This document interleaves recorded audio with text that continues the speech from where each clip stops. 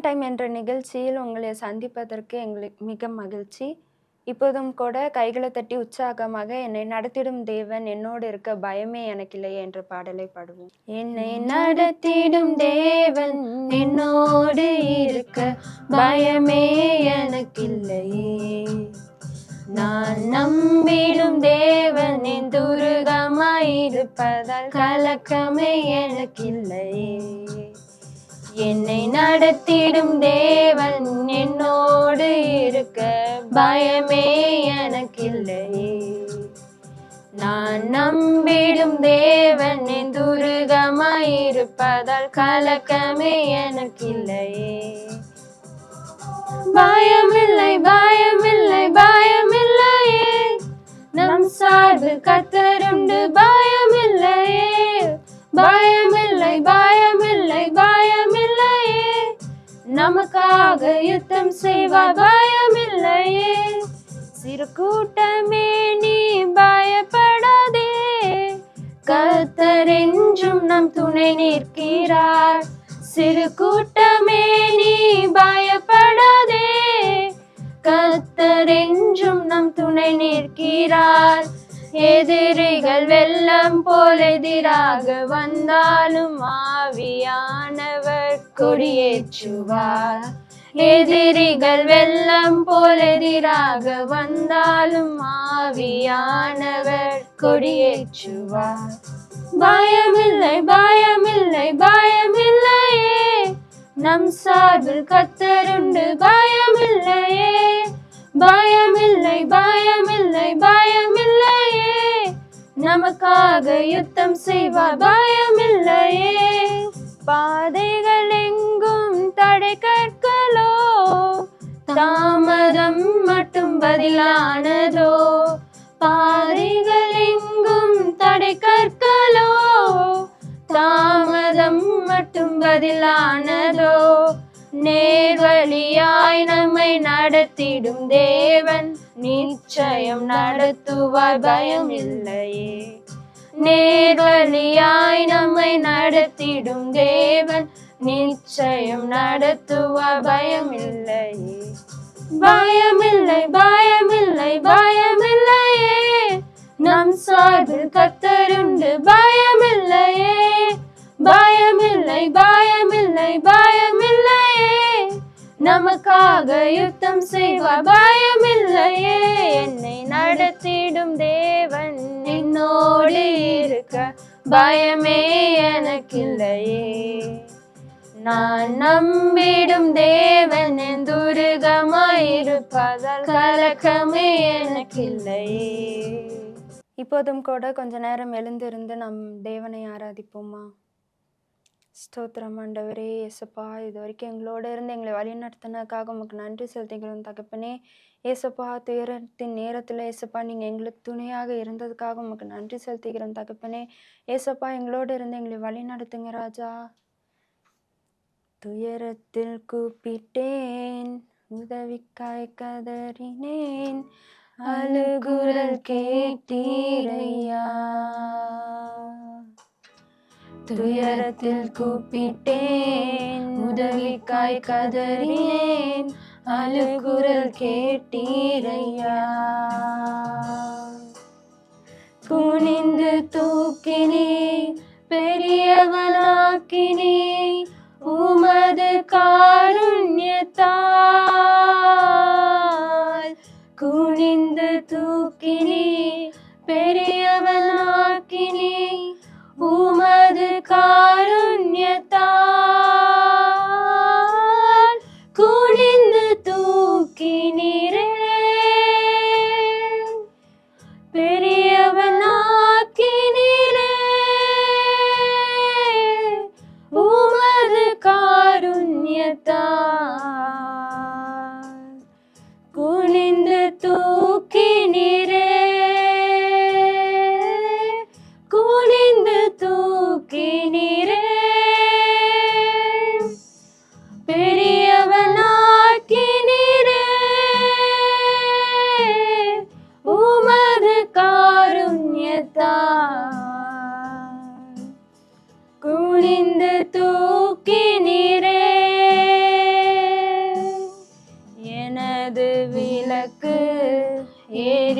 செய்தீர், இரவை பகலாக்கினீர். எனது விளக்கு எரிய செய்தீர், இரவை பகலாக்கினீர். எரிந்து கொண்டிருப்பேன் எப்போதும் உமக்காய், என் ஜீவன் பிரியும் வரை. எரிந்து கொண்டிருப்பேன் எப்போதும் உமக்காய், என் ஜீவன் பிரியும் வரை. எரிந்து கொண்டே இருப்பேன் எப்போதுமே உமக்காய்,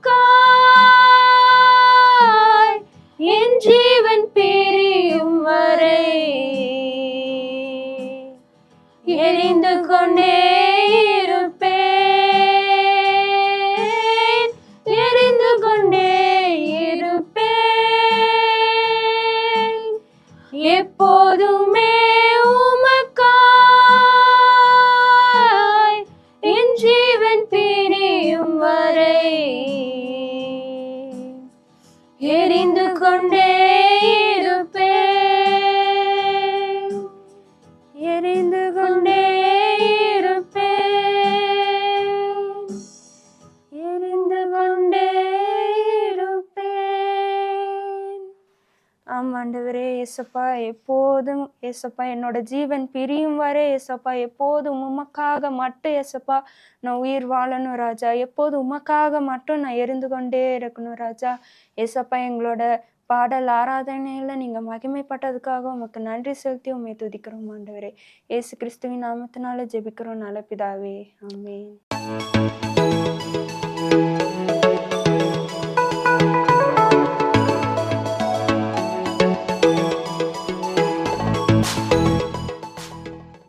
அன்பான மாணவர்களே, உங்களை இந்த டிப்ஸ் டைம் மூலம் உங்களை சந்திக்கிறதுல ரொம்பவே சந்தோஷம். ஒரு முக்கியமான காரியத்தை முன்னாடி ஈஸியா சொல்லி கொடுக்கணும்னா என்ன சொல்லுவோம்னா, அதோ பாரு குருவியை பத்தியா, இந்த காகத்தை பத்தியா, இந்த பூவை பத்தியா அப்படின்னு சொல்லி அதுல இருந்து சிம்பிளா ஒரு அழகான ட்ரூத்தை சொல்றது வழக்கமா இருந்துச்சு. இப்ப எல்லாம் குருவியை பாருன்னு சொன்னா எங்க நேரம் இருக்கு அப்படின்னு சொல்ற மாதிரி இருக்கும்ல. ஆனா போனை வச்சு ஏதாவது ஒரு ட்ரூத்தை சொன்னோம்னா டக்குன்னு நமக்கெல்லாம் பிடிச்சுக்கிடுது இல்ல, நல்லா அதை இம்ப்ளை பண்றதுக்கு ரொம்ப ஈஸி ஆயிடுது. இன்னைக்கு போனை வச்சு அக்கா ஒரு டிப்ஸ சொல்ல போறேன், கவனமா கவனிக்கிறீங்களா? ஓகே, ஒரு புதுசா ஒரு போனை வாங்குறோம்னு வைங்களேன். அது 10,000 20,000 அல்லது 50,000க்கு மேலேயும் அந்த போன் இருக்குது.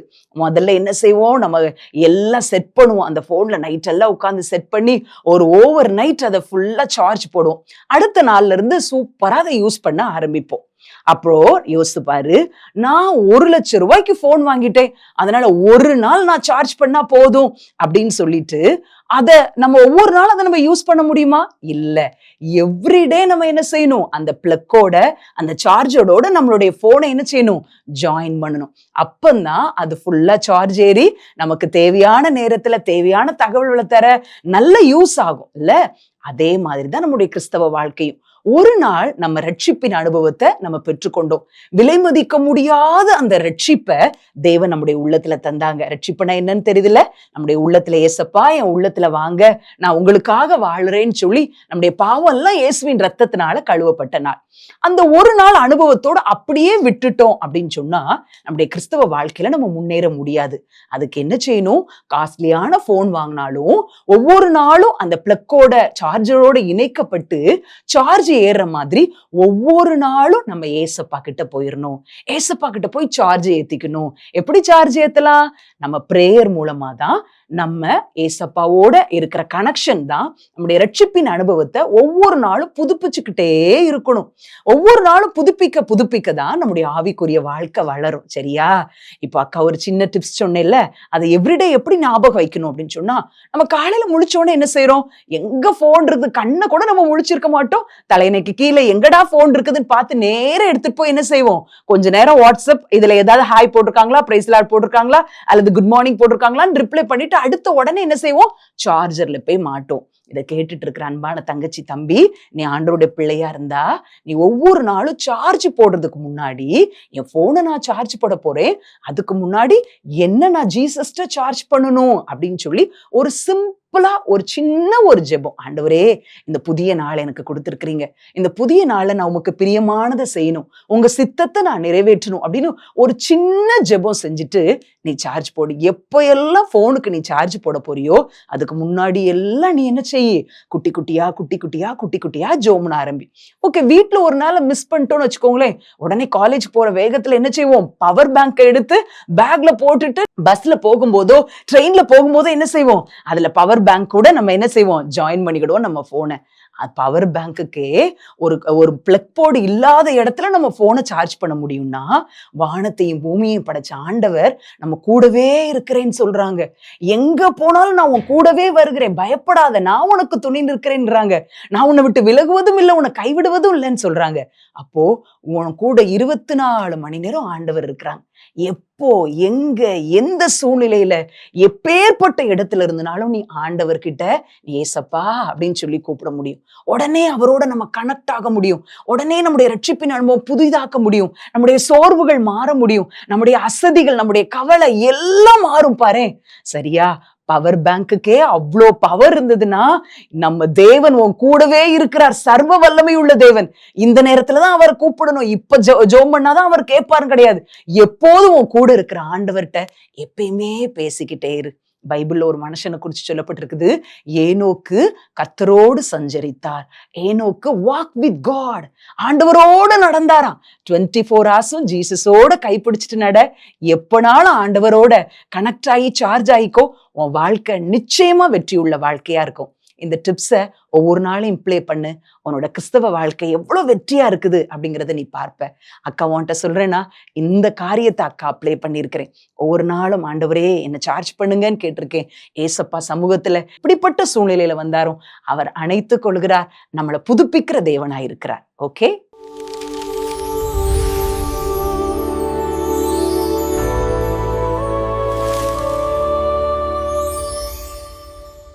டியர் சில்ட்ரன் ஆஃப் காட், எப்படி இருக்கிறீங்க? இன்னைக்கு ஆண்டவர் நமக்கு ஒரு நல்ல வாழ்த்துதல் செய்தியை அனுப்பியிருக்கிறாங்க. பாருங்க, இந்த வாழ்த்துதல் நீங்கள் கேட்கும் போதே ரொம்ப இனிமையாக இருக்கும். அந்த வாழ்த்துதலுக்கு உரியவங்களுக்கு ஒரு கண்டிஷனும் இருக்குது. அதை ரெண்டையும் நம்ம இன்னைக்கு கற்றுக்கிடலாம். பரிசுத்த ஆவியானவர் உங்களுடைய ஆவிக்குரிய காதுகளை திறந்து, ஆவிக்குரிய கண்களை திறந்து இந்த வேதத்தின் வெளிச்சத்திலே கற்றுக் கொடுப்பாராக. என்னோடு கூட நீங்கள் வேதாகமம் வைத்திருப்பீங்கன்னா வேதாகமத்தை திருப்பி கொள்ளுங்க, இல்லாட்டினாலும் என்னைய கவனமாக கவனிங்க. அப்போஸ்தலனாகிய யோவான் எழுதின 3வது நிருபம், புதிய ஏற்பாட்டிலே 331வது பக்கம். அதில் அவர் தன்னுடைய பிரியமான வசனத்தின்படி நேசிக்கிற, பிள்ளையை போன்று நேசிக்கிற காயோ என்று சொல்லுகிற ஒரு சகோதரனுக்கு தான் இந்த அதிகாரத்தை எழுதுகிறார். அதில் 2வது வசனம் இப்படி சொல்லுகிறது, பிரியமானவனே, உன் ஆத்துமா வாழ்கிறது போல நீ எல்லாவற்றிலும் வாழ்ந்து சுகமாய் இருக்கும்படி வேண்டுகிறேன். ஹல்லேலூயா. நிறைய நேரம் நம்மளோட பர்த்டேஸ் அப்போ, அல்லது யாராவது வெட்டிங் வீட்டுக்கு நீங்கள் போயிருந்தீங்கன்னா ஃபங்க்ஷனுக்கு, அங்கே நீங்கள் பார்ப்பீங்க பெரியவங்க வந்து அந்த நியூலி வெட்டட் கப்பில் ப்ளஸ் பண்ணுவாங்க, நீங்கள் 16 பெற்று பெருவாழ்வு வாழ்வாயாக அப்படின்னு. அதே மாதிரி பர்த்டேஸ்க்கு, ஞானஸ்தானம் எடுக்கும்போது, இல்லை ஏதோ ஒரு ஸ்பெஷல் அக்கேஷனில் அந்த பிள்ளைகளை வாழ்த்துவதை நீங்கள் பார்த்துருக்குறீங்க. உங்கள் மேலேயும் கை வச்சு பெரியவங்க வாழ்த்திருப்பாங்க. Many more happy returns of the day, have a happy long life அப்படிலாம் சொல்லி வாழ்த்திருப்பாங்க, பாடியிருப்பாங்க இல்லையா? இங்கேயும் கூட அவர் தான் பிள்ளையை போல பாவிக்கிற காயுவுக்கு இப்படி ஒரு வார்த்தையை சொல்லுகிறாரு, பிரியமான மகனே, நீ உன்னுடைய ஆத்துமா வாழ்கிறது போல எல்லாவற்றிலும் வாழு அப்படின்னு சொல்லி. அப்போ பாருங்க, ஆத்துமா இஸ் ஈக்குவல் டு மைண்ட்.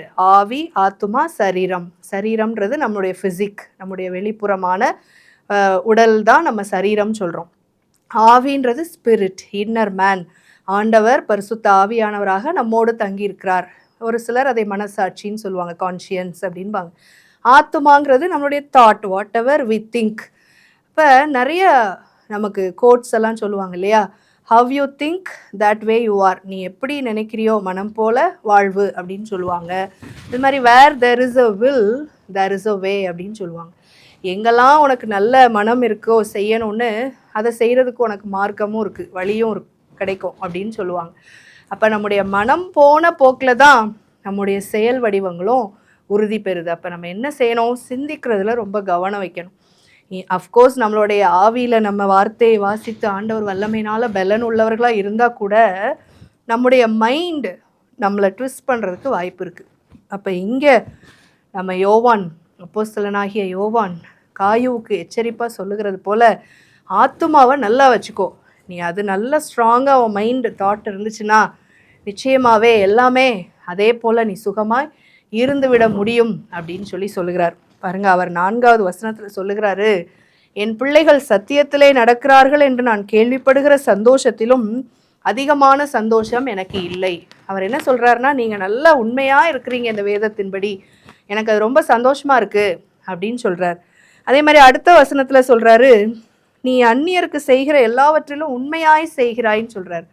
அப்போ அவங்கள நல்ல இந்த வேதத்தை வாசிக்கிறாங்க, உண்மையாக நடக்கிறாங்கன்னு சொல்லி அப்ரிஷியேட் பண்ணுறாரு.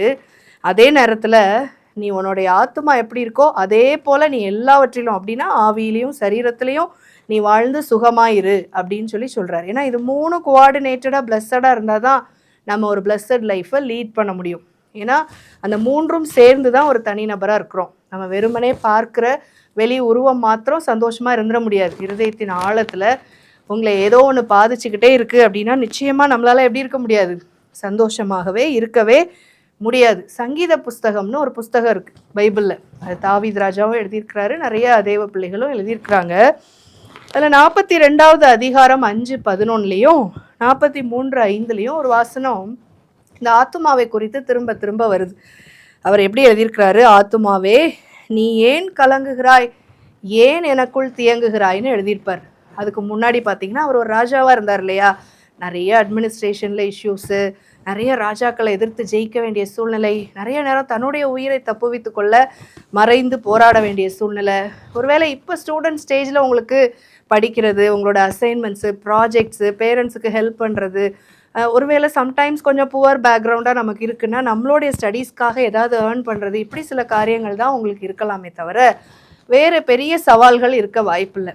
ஆனால் கொஞ்சம் வளர்ந்து நீங்கள் ஒரு தலைவர்களாக நாளைய தினத்தில் நீங்கள் ஃப்யூச்சரில் உருவாகும் பொழுது அநேக காரியங்களை நீங்கள் சந்திக்கும் பொழுது உங்கள் ஆத்துமாவை கலங்காதபடி, திகையாதபடி, ரொம்ப நீங்கள் ஒரு மாதிரி கலக்கமாக ஃபீல் பண்ணாதபடி காத்துக்கொள்றதுக்கு இப்போவே கடவுள் உங்களை என்ன செய்கிறாரு? தயார்படுத்துகிறார். இப்படிப்பட்ட ஆலோசனைகள்னால பாருங்க. அப்போ அவருக்குள்ளேயே அவரே பேசிக்கிடுறாரு. Hello my mind, never ever get stumble. நீ என்ன செய்யாத, அங்கிட்டு இங்கிட்டு அலைப்பாயாத, கவலைப்படாத, கடவுளுக்காக காத்துருன்னு அவரே பேசிக்கிறார். நிறைய நேரம் நம்ம செல்ஃப் டாக் பண்ண வேண்டியிருக்கு. Is it? அப்படி இல்லைன்னா நம்ம என்ன ஆயிடுறோம்? வெக்ஸ்ட் ஆயிடுறோம். நம்மளா செல்ஃப் மோட்டிவேட் பண்ணிக்கிட வேண்டியது இருக்குது. அப்படி ஒரு வார்த்தை தான் இது. நீ ஏன் கவலைப்படுற, ஏன் தயங்கி நிற்கிற? ஆண்டவர்னு ஒருத்தர் நமக்கு இருக்கார்ல, நம்மை படைத்தவர், எல்லாத்தையும் பார்த்து கொண்டு இருக்கிறார்ல, he is in control, wait பண்ண அவருக்காக அப்படின்னு அவர் சொல்கிறார். அதை நீங்களும் கூட உங்களுக்கு இன்னைக்கு ஒரு பாடமாக நீங்கள் எடுத்துக்கொள்ளலாம்.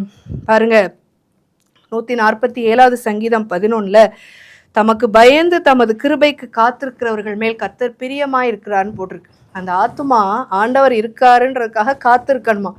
அப்படி நம்ம அவர் எல்லாம் பார்த்துக்கிடுவாருன்னு நம்ம இருந்தோன்னா நிச்சயமாக அவர் பிரியமாக இருப்பாரா நம்ம மேலே. ஆனால் சில நேரம் நம்ம என்ன செஞ்சிடறோம்? எங்கள் மம்மி டாடி திட்டுறாங்க, எங்கள் ப்ரொஃபஸர்ஸ் டீச்சர்ஸ் திட்டுறாங்க, என்னை என் ஃப்ரெண்ட்ஸ் யாரும் புரிஞ்சிக்கல, எல்லாரும் என்னை என்ன செய்கிறாங்க? நெக்லெக்ட் பண்ணுறாங்க, இக்னோர் பண்ணுறாங்க, என்னை ஈக்குவலாக ட்ரீட் பண்ணலை, அப்படிலாம் நீங்கள் கவலைப்படுறீங்க. அது மாதிரி சிலர் பொய் குற்றச்சாட்டுகளை சொல்லி உங்களை பழி வாங்குறாங்க, அல்லது என்னைய தப்பாக சொல்லி கொடுக்குறாங்க அப்படின்னு நீங்கள் ரொம்ப வெக்ஸ்ட் ஆகிட்டு நான் ஸ்கூலுக்கு போக மாட்டேன், காலேஜ் போக மாட்டேன், வேலைக்கு போக மாட்டேன் அப்படிலாம் நீங்கள் வருத்தப்படுறவங்களா இருந்தீங்கன்னா நீதிமொழிகள் 20:22 சொல்லுது, தீமைக்கு சரி கட்டுவேன் என்று சொல்லாதே, கர்த்தருக்கு காத்திரு, அவர் உன்னை ரட்சிப்பார். ஹல்லேலூயா. யாராவது உனக்கு தப்பு செய்கிற மாதிரி தெரியுது, ஈவன் பேரண்ட்ஸே உன்னை புரிஞ்சுக்கிடாத மாதிரி தெரியுதுன்னா நீ எதிர்த்து பேசி புரிய வைக்க முடியாது. அவங்களுக்கு பல கஷ்டம், பல டென்ஷன்ஸ், ஃபேமிலியை அவங்க நடத்தணும், உன்னையும் சரிப்படுத்தணும், கூட பிறந்த மற்றவங்களையும் அவங்க பார்க்கணும், அப்படின்னு நிறைய ப்ரெஷர்ஸ் இருக்குது வேர்ல்டில் அவங்களுக்கு. இப்போ நீ புரிஞ்சு கொள்ளணும் அவங்கள, அதை ஜெபத்தில் தான் வைக்கணும். நீ காத்திருந்தா போதும், ஆண்டவர் அந்த சூழ்நிலையில் உன்னை ரட்சிப்பார், அப்படின்னா காப்பாற்றுவார், தப்புவிப்பார்னு அர்த்தம். அதே மாதிரி தாவீது இன்னொரு சங்கீதத்தில் சொல்லுகிறாரு, சங்கீதம் 40:1 கர்த்தருக்காக பொறுமையுடன் காத்திருந்தேன், அவர் என்னிடமாய் சாய்ந்து என் கூப்பிடுதலை கேட்டார். ஹல்லேலூயா. பாருங்க, ஆண்டவர் அவரிடத்துல சொல்லும் பொழுது கேட்கிறவராக இருக்கிறார். இப்போ நீயே உன்னுடைய ஆத்மாவை, உன் மைண்டை அலைப்பாய விடணும், ஒவ்வொரு விஷயத்துக்காக நீ கவலைப்படணும். அஃப்கோர்ஸ் உன் மேலேயே உனக்கு வெறுப்பு வர்ற அளவுக்கு சில நேரம் நீங்கள் நடந்துருவீங்க. ஐயோ, நான் என் மேலேயே எனக்கு வெறுப்பாக இருக்குது, நான் இந்த வார்த்தையை சொல்லியிருக்கக்கூடாது, அந்த இடத்துல நான் ஞானமாக இருந்திருக்கணும், நான் அங்கே போயிருக்கக்கூடாது, அவங்கள்ட்ட அதை பேசியிருக்கக்கூடாதுன்னு சொல்லி நீங்கள் நினைக்கலாம். ஆனால் வாட் எவர் இட் இஸ், எல்லாவற்றையும் கவனித்து பார்க்கிற, கேட்கிற ஒரு ஆண்டவர் உங்களுக்கு உண்டு. ஹல்லேலூயா. ஆண்டவராகிய இயேசு கிறிஸ்துவிடத்துல தினந்தோறும் நீங்கள் சொல்லுங்கள், அவர் கேட்பாரு. கவனித்து கேட்கறது மாத்திரம் அல்ல, தமது கிருபைக்கு காத்திருக்கிறவர்களுக்கு அவர் என்ன செய்கிறாரு, நன்மையை வழங்காதிரார் அப்படின்னு ஒரு வசனம் போட்டிருக்கு. இன்னொரு வசனம் சொல்லுது, ஒருவனுடைய வழிகள் இப்படி கர்த்தருக்கு பிரியமா இருக்குன்னா அவங்களுடைய சத்துருக்கள் கூட சமாதானமாகும்படி செஞ்சிருவாராம். ஹல்லேலூயா. அது எங்கே இருக்குது? நீதிமொழிகள் 16:7 இருக்குது, நீங்கள் குறித்து வச்சுக்கலாம். அப்புறமா வாசிங்க, தியானிங்க. ஏசப்பா, அநியாயமாக என்னை குற்றப்படுத்துகிறாங்க, என்னை ரொம்ப கஷ்டப்படுத்துகிறாங்க, நிறைய ரேகிங் இஷ்யூஸில் என்னை மட்டுப்படுத்துகிறாங்க, அல்லது எனக்கு ஏதாவது ஒரு காரியங்களை நெகட்டிவாக செய்யணும்னு பிளான் பண்ணுறாங்க, பிளாட் பண்ணுறாங்க, என்னுடைய தலைமறைவாக எனக்கு பின்பதாக நான் எனக்கு செவி வழியாக செய்திகள் வருகிறது, அல்லது நான் ஆவியிலே உணர்கிறேன் அப்படின்னு நீங்கள் சொல்கிறீங்கன்னா, நிச்சயமாக நீங்கள் ஜெபிக்க வேண்டிய ஜெபம், உமக்கு பிரியமானபடி உங்களுடைய வேலைக்கு காத்திருக்க என்னுடைய மைண்டுக்கு நான் இன்னைக்கு சொல்கிறேன், என்னுடைய ஸ்பிரிட்டில் நான் வார்த்தையை வாசித்து பலப்பட்டு என் மைண்டை நான் என்ன பண்ணுறேன், காத்திருக்க வைக்கிறேன். நீங்கள் சத்துருக்களும் என்னோடு சமாதானமாகும்படி செய்யுங்க, எனக்கு நன்மையை நீங்கள் பெற்றுக்கொடுங்கன்னு நீ ஜெபம் பண்ணணும். பாருங்கள், சங்கீதம் 47:4 விதம் சொல்லுது, தமக்கு பிரியமான யாக்கோபின் சிறப்பான தேசத்தை நமக்கு சுதந்திரமாக தெரிந்தளிப்பார் அப்படின்னு. அவருக்கு பிரியமாக மட்டும் நடந்துட்டோன்னா போதும், ஆண்டவர் என்ன செய்வார், அவருக்காக நம்ம வெயிட் பண்ணும்போது ரொம்ப நேர்த்தியான நன்மைகளை. யாக்கோபின் சுதந்திரம்னா என்னன்னா, பெர்மனன்ட் ஃபிசிக்கல் அண்ட் ஸ்பிரிச்சுவல் பிளெஸ்ஸிங்கா, அதுதான் இன்ஹெரிட்டன்ஸ் ஆஃப் ஜேக்கபா. அப்போ அதை கொடுத்து நம்மை ஆசீர்வதிக்க அவர் வல்லமையுள்ளவராக இருக்கிறார். ஹல்லேலூயா. ஒருவேளை பாடத்தில் மனப்பாடம் பண்ண, நல்ல மார்க் எடுக்க, அல்லது ஒரு டாப் ரேங்கிங்காக அச்சீவ் பண்ண, இன்னும் ஏதோ ஒரு சீட், மெடிக்கல் சீட்டோ, என்ஜினியரிங் சீட்டோ, அல்லது கலெக்டர் சீட்டோ, ஏதோ ஒரு போஸ்ட் டெசிக்னேஷன் நீங்கள் அமரணும், ஒரு அப்பாயின்மெண்ட் ஆர்டருக்காக காத்திருக்கிறீங்க அப்படின்னா நீங்கள் செய்ய வேண்டியது என்ன, உங்கள் ஆத்துமா அலைப்பாயாதபடி ஆண்டவருடைய வேலைக்காக காத்திருக்கணும். குறித்த காலத்திற்கென்று சொல்லி கர்த்தருடைய தரிசனம் வைக்கப்பட்டிருக்கிறது, அது நிறைவேறும் வரை காத்திரு, அது தாமதித்தாலும் நிச்சயம் நிறைவேறும். ஹல்லேலூயா. இப்போ இன்றைக்கி ஆண்டவர் உங்களுக்கு சொல்லுகிற சத்தியம் என்ன, உங்கள் ஆத்துமாவை கட்டுக்குள்ளே வைத்து சுகமாய் நீங்கள் வைத்து கொண்டு ஆண்டவருக்காக காத்திருந்தீங்கன்னா நிச்சயமாகவே உங்கள் ஆத்துமா வாழும், அதே போல் நீங்கள் எல்லாவற்றிலும் வாழ்ந்து சுகமாக இருப்பீர்கள். May God bless you.